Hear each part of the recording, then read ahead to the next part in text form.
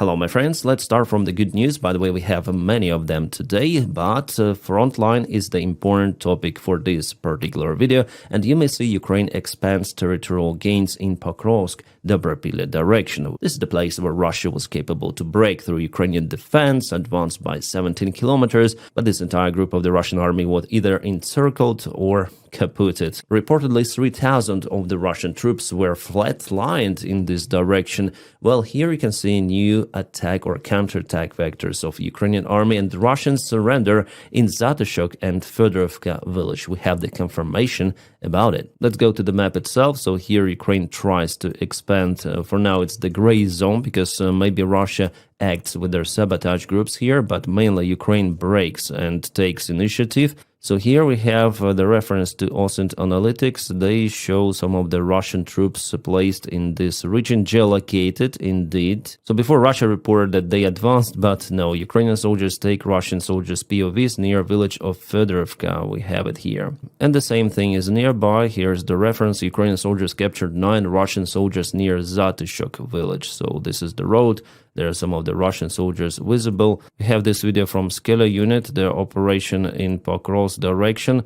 The Russians were imprisoned, so those are Ukrainians being interviewed and Russians shown here. This is the Russian soldier who was imprisoned, and Ukrainians tell how they did this operation. Yeah, those Russians were definitely lucky out there. Probably that's the only reason, guys, for me to have the Twitter account, because there are still lots of the OSINT analytics, so they share their data here, and in many of the cases with very low censorship. So I analyze this data and I share it with you. But my account there, I sometimes post something, but not very actively as on Telegram, for example. So I hope that Ukraine will push Russians closer to this. There is the tiny little river here, and Russia cannot put reliable logistics, but Ukraine absolutely should push Russians away from this entire place, because Russia wants to strike this area once again. So all of those bridgeheads, they might be potentially used by Russia for the further expansion. And the Rodinsky situation is also very important for Pokrovsk and Mirnograd. As we know, Russians already entered the settlement with a small group of the forces. For now, they were repelled, and Ukraine continued to push from northern side. So for now, Rodinsky is under Ukrainian control, but this settlement is very close to the front lines, and we'll see what it might happen. Then Russia starts its massive assault, and I think, like, I give 90% that after all Russia may start it, because we have the evidence coming, some photos of the Russian vehicles. You can see, I guess those are after all China-made vehicles, something new. Yeah, Bukhanka van is the standard one, but those were spotted. Is it KAMAZ, really? The new modification looks like China-made. Yeah, KAMAZ actually. Maybe they use China components now to build their trucks. They look really unusual as for KAMAZ. By the way, this company is in crisis now, as many of the companies in Russia, so maybe they use China spare parts to make it cheaper. Those photos were taken in Donetsk direction, and you may see this anchor symbol over here. Those are the Russian Marines of 155th Brigade that was kaputted many of the times, but still it is out there. They renew command, renew soldiers, and they act in many of the directions. Before, Russia used those in Sumy, and now they send those from Sumy to Donetsk, preparing for the major strike. Also, we have those images taken in Kherson direction. Russian army sends armored vehicles, tanks from Kherson. It was filmed on the way from Kherson, not to. And judging on this evidence, I give pretty much high chance for Russia to start new offensive, like the major one in Donetsk direction, in eastern Ukraine. Russia will try to use the new strategy to concentrate the large group in a single direction, not spread them elsewhere. And this direction will be Pokrovsk, Dobropilya. It is very high chance. Our soldiers and our commanders speak about it, as well as Russian military bloggers, plus we have evidence of it. And because Russia moves the forces out, for example, from Sumy direction, Ukraine intensifies the strikes and counterattacks. For example, for the last 24 hours, Ukraine propelled a little from Kindrativka village. We have it here from the Maikov 7.3, and we have the same data coming from the NOAA reports. Here I would say that Ukraine is almost touching Russian border. And I think that Konstantinovka will be next for Ukraine to liberate, because here supplies for the Russian army, they're not really good, I would say, supply lines. We'll see. Ukraine is very active in Sumy. And in direction of Kupiansk, I would say there is no change. Ukraine tries to push Russians in Moskovka. That's how they call the settlement. And I already said yesterday about this flag operation where Russia sent their flags either by drones or by infantry forces. But just 1 or 2 men who were sometimes even wearing civilian uniform or civilian clothes went to the city and put the flags, made the photos with drones, and in some of the cases were flatlined by Ukrainians. And all of that is done just to show the Russian high military commanders, maybe to Gerasimov himself, and later on he shares this information with Putin, that the Russian army, for example, entered the central part of Kupiansk, then in fact it is not like that. Those are just crazy kamikaze missions for nothing. Russia just sends their soldiers for one way, let's say. Yeah, again, we have photo from Kupiansk. This is the Russian flag operation that went terribly wrong for Russia. And more from Kupiansk, we have this area in Kidrashivka where Ukraine uses mortars to hit Russian positions. Russians are hiding in this forest patch. And there is, I would say, the only direction where Russia definitely gains the ground. For example, in Novoselivka, they definitely went there with substantial amount of the infantry forces. So those flags are, I would say, real. Yeah, we have the geolocation, and before Ukraine was successful in pushing the Russians out from Novoselivka, but Russia sent some of the reinforcements. I would say that defense of Ukraine in this region is the weakest one, and this is the border with Dnipropetrovsk Oblast. Novoselivka is on territory of Dnipropetrovsk already. So if Russian command was smarter, they would concentrate the big attack forces maybe even in this direction, but they want to attack in Pokrovsk. It is clear that they don't want to change their main goal. And here Ukrainian defense is, I would say, the most significant from entire front lines. So the outcome for their upcoming attack, you may understand it, it's going to be the same as in 2022. Then the Russians went to Kiev with all of those big long convoys, but now Ukraine has drones and everything. So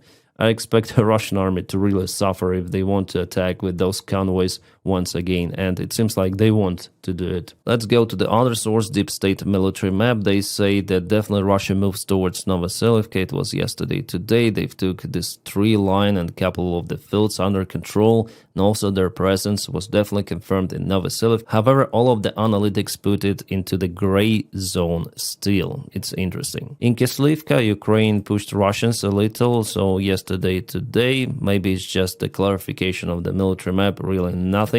I would say a few meters here, few hundred meters. Yeah, Deep State says that the area was specified also in the southern direction, so they have new data showing just fluctuations of the front lines. And more about Pokrovsk direction and Mirnograd, I don't see lots of the Russian attempts to really gain control over 2 of those settlements for the last 3 days. Well, 4 days ago, there was an attempt of the Russian army to get Novoekonomichna village under their full control. They advanced from 3 of the vectors using convoys, but they lost totally 9 of the vehicles without any sort of the real success achieved on the front lines. It was again a kamikaze attack of the Russian army. Unsuccessful one, absolutely. So maybe now they gather more forces for the major jump. All right, Ukrainian military intelligence shares this video. Those are Ukrainian manned and unmanned boats operating in the Black Sea. During this operation, Russia lost the avant-post and also one of the boats. So it happened not far away from one of those speeds, going very close to Crimea. So fantastic operation done by Ukrainian military intelligence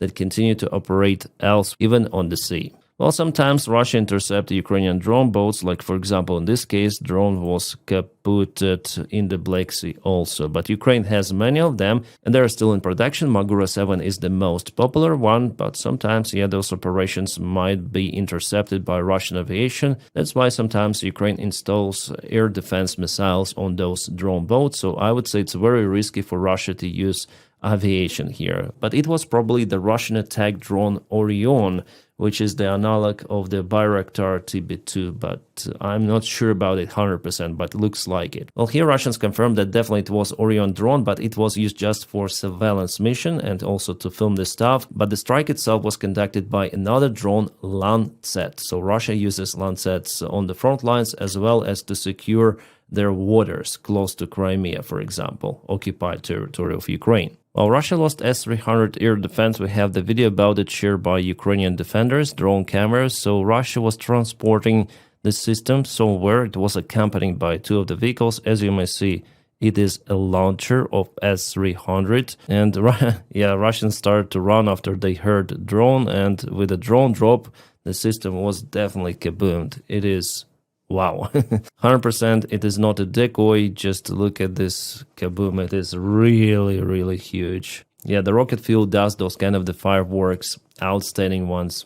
Awesome hit by Ukrainian defenders. It means that Russia puts S-300 systems very close to the front lines, because for the last few months Ukraine started to use aviation more on the front lines. Russia tries to do something with it, but you see it's not going well for them. And here's one more Buk air defense. You may see Russians try to hide it in this hangar. But later on, Ukrainian drone visited the place, and yeah, it was kaboomed again. There's the vehicle.